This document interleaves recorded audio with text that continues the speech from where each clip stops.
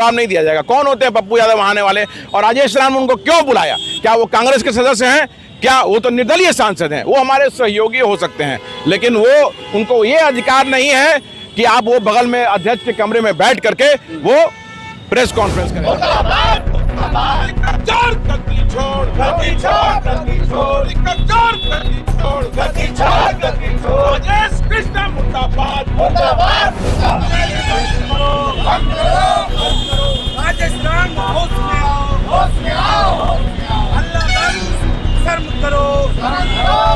एक तरफ राजेश राम और पप्पू यादव कांग्रेस के कार्यकर्ताओं को गाली दिलाने का काम कर रहे हैं। क्या है आप लोग? भाई एक पदमुक्त किया जाए राजेश राम को, कृष्णा अल्लावरू को। तो किसको बनाया जाए?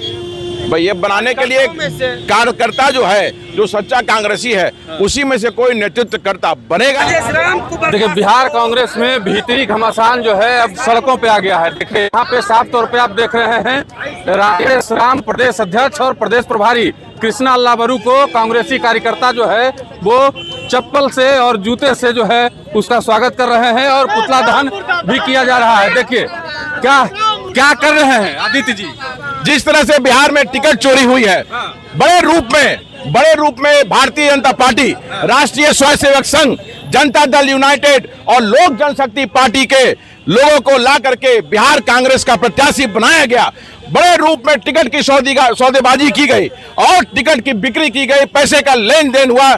बिहार कांग्रेस की अस्मिता को बेचने का काम किया गया। उसके विरोध में हमारी मांग है कि राजेश राम और कृष्णा अल्लावरू को पदमुक्त किया जाए और ऐसे लोगों को बिहार में दोबारा एंट्री नहीं होनी चाहिए। पुतला जला रहे हैं उनका। बिल्कुल हमारी मांग है कि राजेश राम और कृष्णा अल्लावरू को पदमुक्त किया जाए, और जब तक पदमुक्त नहीं किया जाएगा ये आंदोलन जो है, ये संघर्ष जो है हमारे साथियों के साथ, ये जारी रहेगा। कल समीक्षा बैठक भी है दिल्ली में। बिल्कुल, और समीक्षा बैठक में क्लियर हो जाएगा। देखिए इन्होंने 35-40 लोगों को आयात करके टिकट दिया है।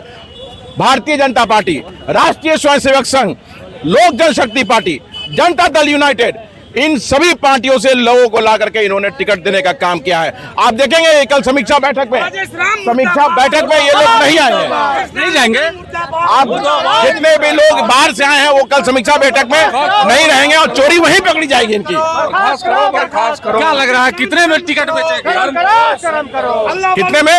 अरे बड़े रूप में सौदा हुआ है। 2 करोड़, 4 करोड़, 5 करोड़ में टिकट का सौदाबाजी किया गया है। राहुल जी के साथ बाइक पे बैठ के घूमने वाला आदमी भी टिकट चोर है जी। जो राहुल जी ने जो माहौल बनाया बिहार में, पूरे बिहार में घूम करके उन्होंने जो इस सरकार के विरोध में जो माहौल बनाया, उस माहौल को बेचने का काम राजेश राम, कृष्णा अल्लावरू, शकील खान और सारे प्रभारियों ने किया है।